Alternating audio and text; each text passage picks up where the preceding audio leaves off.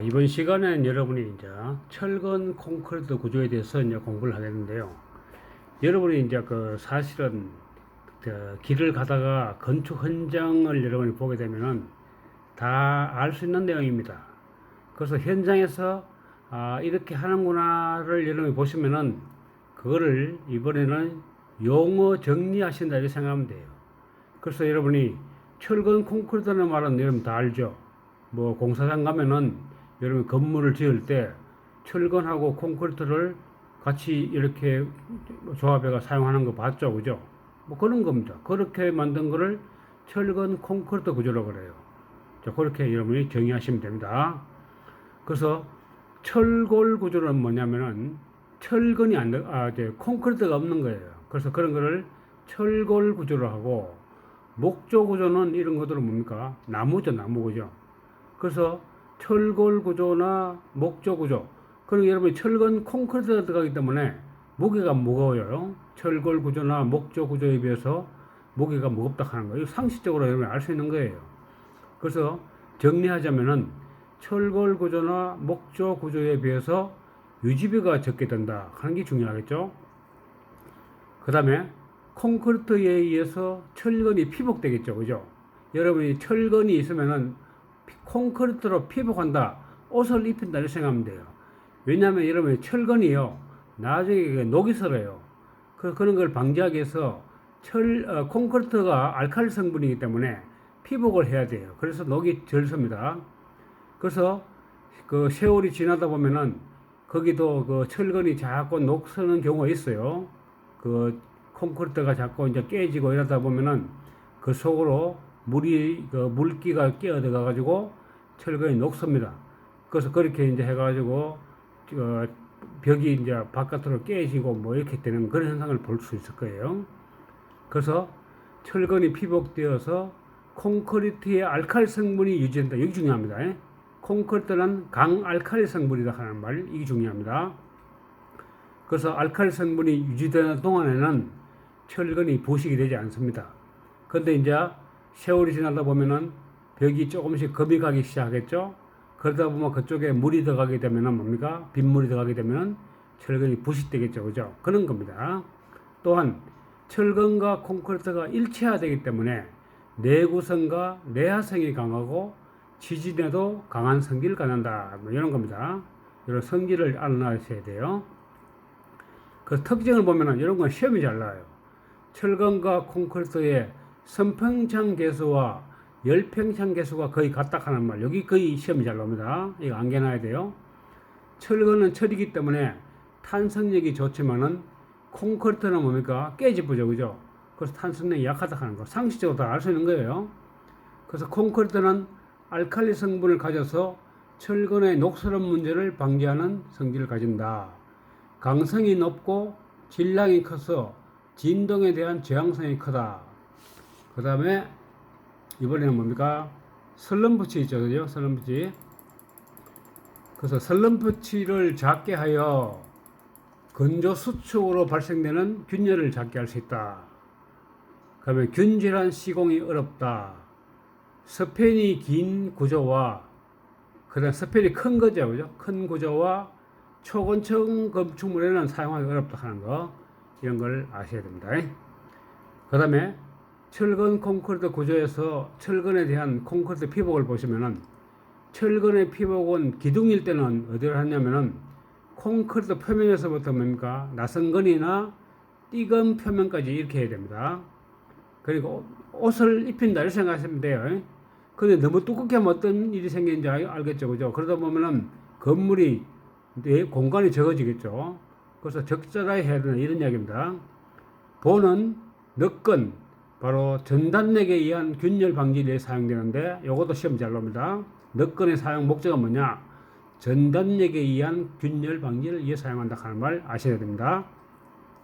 그 다음에 전단력은 철근 콘크리트 보호의 담부에 발생된다. 여기 중요합니다. 바로 대각선 균열력 하는 말. 이 말까지도 아셔야 돼요. 그래서 표면과 콘크리트의 표면까지로 한다 하는 거. 기둥과 보호의 피복 두께가 슬래브보다 크다 하는 거. 이것도 암기해놔야 돼요. 피복 두께 암기해놔야 됩니다. 자, 그 다음에 그 여러분 내용을 보면은 다 아는 내용인데 이제 정리하는 거예요. 그 다음에 철근의 콘크리트에 부착력을 크게 하기 위해서는 이형 철근을 사용한다 하는 말. 그 다음에 다수의 가는 철근을 사용한다 하는 말. 이것도 암기해놔야 됩니다. 그래서 이형 철근은 뭐냐면은 그 철근 표면에 뭡니까? 뭔가 오돌도돌하게 튀어나온 거예요. 그러다 보면은 잘 부착되겠죠. 그죠? 매끈한 것보다 잘 부착되겠죠. 자, 그런 걸 아셔야 돼요. 그 다음에 철근의 정착 위치는 벽 철근은 기둥, 보, 바닥판에 정착한다. 이런 거 시험 잘 나오니까 암기해놔야 돼요. 바닥 철근은 보, 벽체에 정착하고요. 기둥의 주근은 기초에 정착하고, 지중보의 주근은 땅에 묻힌다는 이야기죠. 지중보.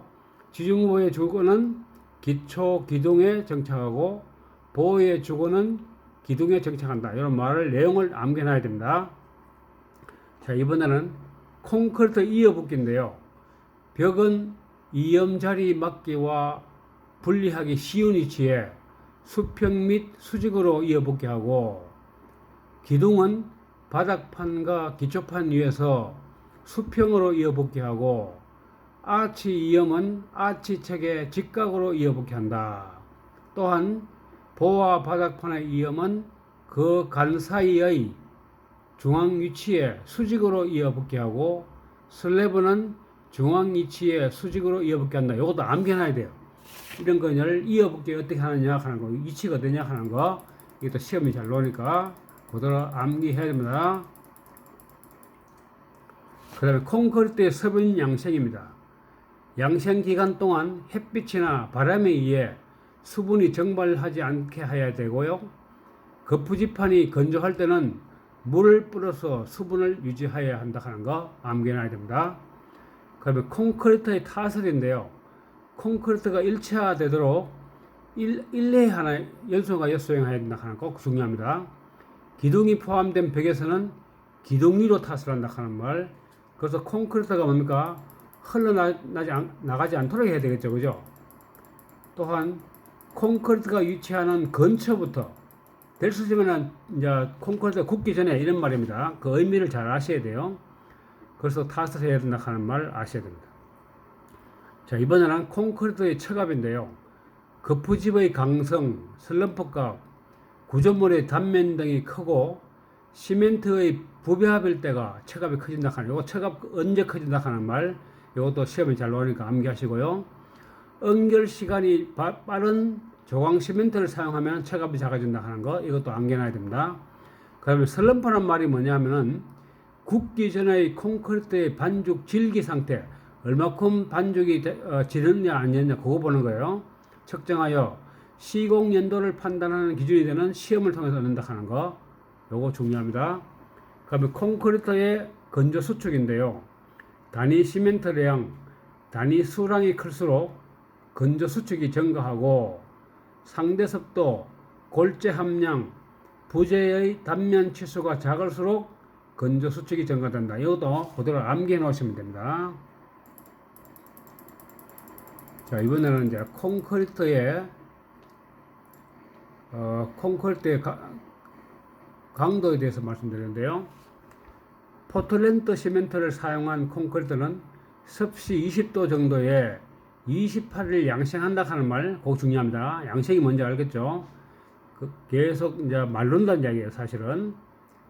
그 다음에 슬럼프 값과 물 시멘트 비가 낮을수록 강도가 높고 진동 다짐을 적절하게 해야 된다 하는 말도 아셔야 돼요. 진동 다짐을 너무 많이 하면 안 됩니다. 그것도 아셔야 됩니다. 그 다음에 블리딩이라고 하는 건데요.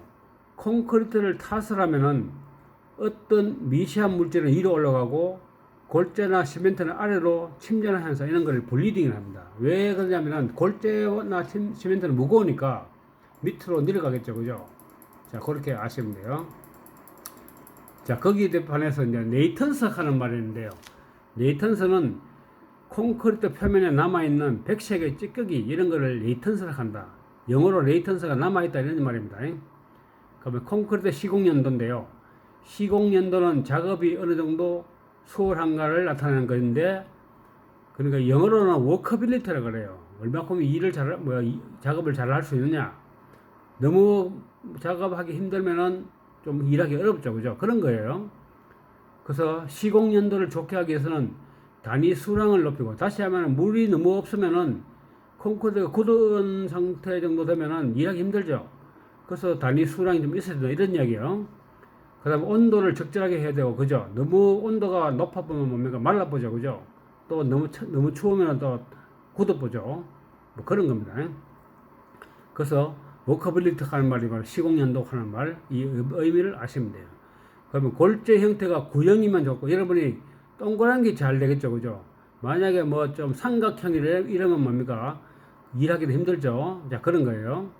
그 다음에 콘크리트에 적합한 배합, 이렇게 나타낼 수 있다 하는 거. 그게 중요하겠죠. 자, 이번에는 이제 콘크리트의 크리프인데요. 크리프는 물 시멘트 비, 제하 능력이 클수록, 제하 시기가 빠를수록, 부재의 잔면이 작을수록 증가된다 하는 거. 이것도 아셔야 되고요. 온도가 높고 습도가 높을수록 크리프는 감소한다. 이것도 시험에 잘 나오니까 그대로 암기해놔야 됩니다. 이번에는 줄눈에 대해서 이제 말씀드리는데요. 줄눈은 이제 계획적인 줄눈이 있어요. 일부러 이제 줄눈을 만들어 놓은 거예요. 그 다음에 비계획적인 줄눈도 있겠죠. 그런 거는 비계획적인 뭐냐면은 콜더 조인트라고 그래요. 콜더. 그 일하다가 식어 보면은 생기는 줄눈, 그런 거를 콜더 조인트라고 하는 그런 건 나쁜 거죠. 그래서 계획적 줄눈 하는 말, 일부러 이렇게 여러분이 이제 중간에 이제 끊어준다, 이렇게 생각하시면 돼요. 그 다음에 지연 줄눈은 딜레이 조인트라 하는데, 영어로는 스팬이 긴 구조에서 건조 수축에 의한 응력 발생을 방지하기 위해서 시간차를 두는 방식이다 하는 게 중요합니다. 그 다음에 제어 줄눈은 영어로는 컨트롤 조인트라 하는데, 건조 수축이나 온도 변화에 의한 균열을 제어하는 방식이다 하는 거. 그 다음에 팽창 줄눈은 영어로는 익스펜션 조인트라 하는데, 콘크리트 중간에 끊어주어서 그 위치의 변형을 흡수하는 이런 방식이 됩니다. 그러면 슬립 줄눈이라 하는 것은 내력벽의 수평 균열을 방지하는 그런 방식을 이야기한다 하는 거. 이렇게 여러분이 정리하시면 되겠죠.